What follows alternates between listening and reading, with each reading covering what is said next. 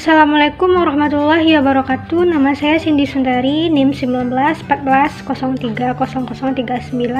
dari MPIA, akan menjelaskan mengenai materi ujian akhir semester saya, yaitu rehabilitasi dari mata kuliah sarana dan prasarana pendidikan. Dari pembahasan materi saya mengenai rehabilitasi ini, saya dapat mengambil 4 poin. Yang pertama yaitu pengertian rehabilitasi sarana dan prasarana pendidikan. Yang kedua yaitu bentuk rehabilitasi sarana dan prasarana pendidikan. Yang ketiga, sifat-sifat dari rehabilitasi sarana dan prasarana. Lalu yang terakhir, contoh pelaksanaan sarana dan prasarana pendidikan.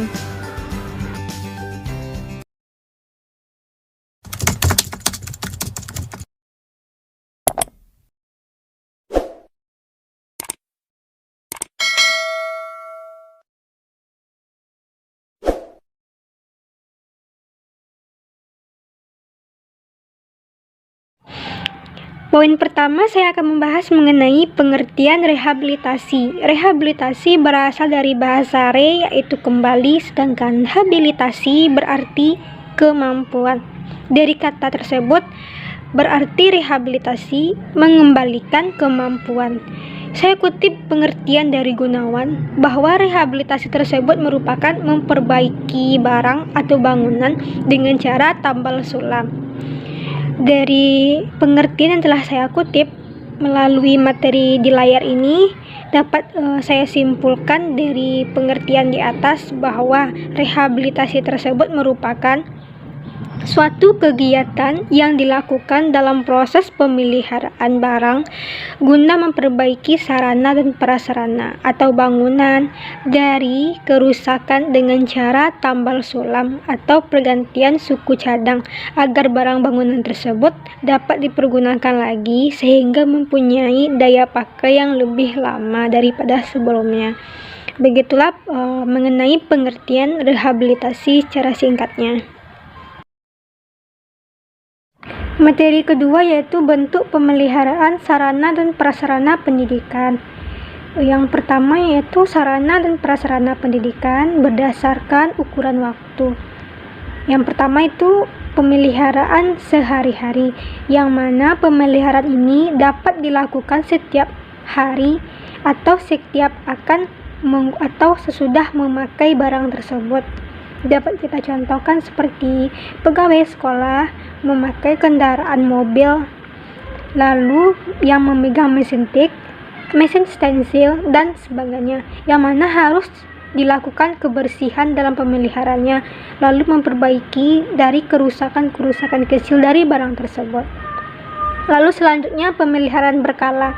Pemeliharaan ini dapat dilakukan secara berkala dan dalam waktu jangka tertentu sesuai petunjuk penggunaannya. Misalnya seperti mesin tulis, kalau misalkan jarak tempuh yaitu kendaraan bermotor, atau jarak jam seperti mesin teknis atau statis. Upaya pemeliharaan ini biasanya dilakukan oleh penanggung jawab itu sendiri atau yang memegang dan memakai barang tersebut. Yang kedua yaitu rehabilitasi sarana dan prasarana pendidikan berdasarkan umur, yaitu usia barang secara fisik. Pemeliharaan ini menekankan pada usia setiap barang. Seperti setiap barang, terutama barang elektronik ataupun mesin, mempunyai batas waktu tertentu dalam penggunaannya. Untuk peralatan dan mesin, kondisi usang itu sangat relatif. Oleh karena itu, perlu disepakati batas-batasannya. Kalau sebuah mesin kapasitasnya dikatakan 100% pada waktu baru, maka pada kondisi usang, kapasitas total adalah 0%. Lalu selanjutnya usia barang secara administratif, yaitu dalam pelaksanaan kegiatan sehari-hari jarang ditemui barang yang keadaannya secara fisik telah 0%.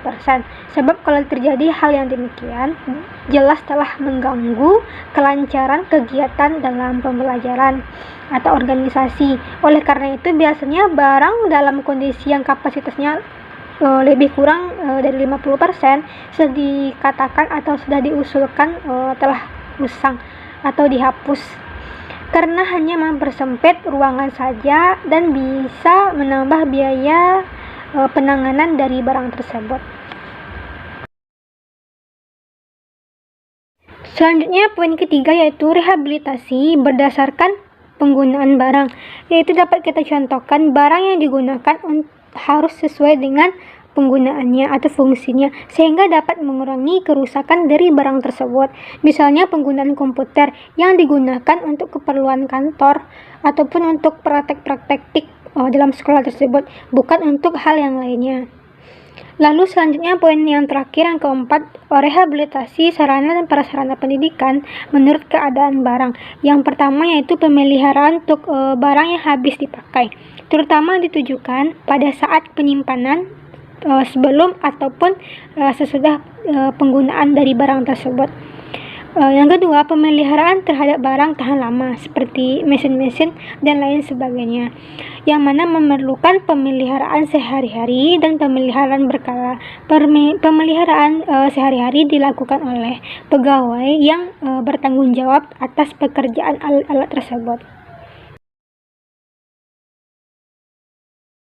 Materi selanjutnya yaitu yang ketiga, sifat-sifat dari rehabilitasi sarana dan prasarana pendidikan. Yang pertama itu dalam rehabilitasi yang bersifat perbaikan, hendaklah diperhatikan agar ongkos atau biaya perbaikan masih dapat dipertimbangkan antara besarnya biaya yang dikeluarkan dengan efisiensi penggunaan selanjutnya, sehingga tidak merupakan suatu pemborosan. Jadi pembiayaan yang dikeluarkan untuk suatu barang tertentu harus sesuai dengan kapasitas barang tersebut, sehingga tidak terjadi pemborosan yang mana menimbulkan kurangnya biaya untuk sarana dan prasarana pendidikan.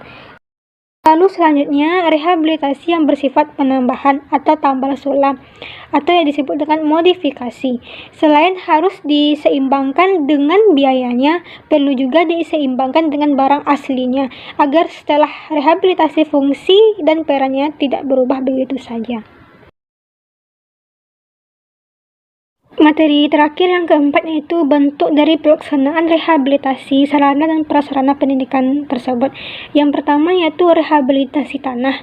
Jika terjadi kerusakan dari tanah di mana bangunan tersebut didirikan seperti tanah longsor, tanah anjlok, tanah pecah, dan lain sebagainya, yang menyebabkan kelancaran dari proses belajar mengajar siswa terhambat, maka kerusakan tanah tersebut harus segera diperbaiki atau direhabilitasi sesuai dengan kerusakannya. Lalu yang kedua, rehabilitasi gedung atau bangunan dari sekolah. Bangunan tersebut dalam keadaan cukup beralasan untuk diperbaiki karena sudah terlalu tua atau bobrok. Dapat dicontohkan seperti suatu keadaan sekolah yang mana sebelumnya tidak pernah diperbaharui karena telah berusia tua, maka sepatutnya diperbaharui dari keadaan lama ke keadaan baru yang lebih layak dipergunakan untuk proses belajar mengajar. Lalu selanjutnya, bangunan tersebut ternyata kekurangan akomodasi untuk pelaksanaan proses belajar mengajar. Misalkan maksudnya dalam suatu sekolah yang mana kekurangan kelas yang menghambat proses belajar mengajar untuk siswa yang telah banyak direkrut oleh sekolah tersebut, maka sehingga dibutuhkan pembangunan akomodasi atau kelas untuk siswa dari sekolah tersebut. Lalu selanjutnya, perlu perluasan fasilitas sekolah yang telah ada. Maksudnya di sini seperti contohnya gedung-gedung sekolah itu atau satu sekolah tersebut kurang fasilitas olahraganya seperti lapangan basket, lapangan upacara, dan lain sebagainya. Maka dilakukanlah rehabilitasi pembangunan untuk fasilitas sekolah tersebut. Lalu contoh dari bentuk pelaksanaan rehabilitasi yang ketiga yaitu rehabilitasi perabot, yang mana perabot sekolah yang rusak dalam penggunaan dan dikhawatirkan dapat menghambat proses belajar mengajar siswa harus rehabilitasi sehingga dapat dipakai lagi, asal tidak melebihi harga barang sejenis yang baru. Misalkan dapat kita contohkan seperti kerusakan dari bangku atau kursi dari siswa atau meja sehingga terjadinya penghambat dari proses belajar mengajar tersebut sehingga siswa tidak dapat duduk di kelas tersebut. Lalu yang keempat, pelaksanaannya yang terakhir, rehabilitasi sarana pendidikan, yaitu kerusakan yang terjadi pada sarana pendidikan, yaitu alat pelajaran, alat peraga, dan media pendidikan dapat dikatakan relatif kecil sehingga tak perlu dikatakan atau dilakukan rehabilitasi.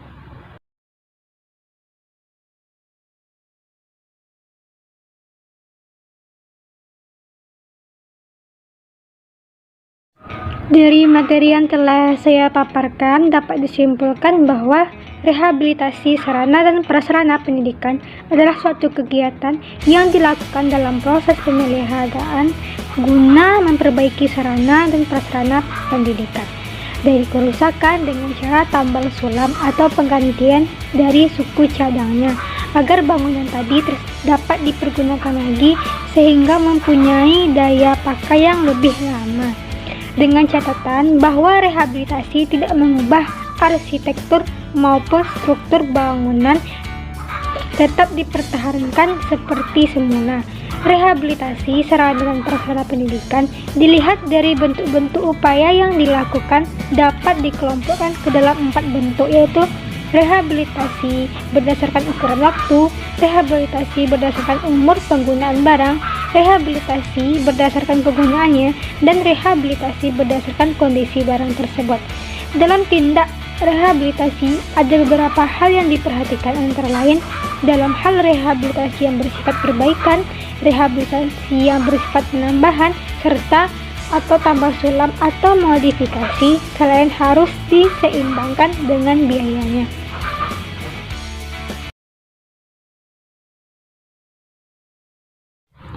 Baiklah, terima kasih telah menyaksikan video mengenai rehabilitasi dari saya. Jika ada kekurangan mohon dimaafkan. Wabillahi taufiq wal hidayah. Wassalamualaikum warahmatullahi wabarakatuh.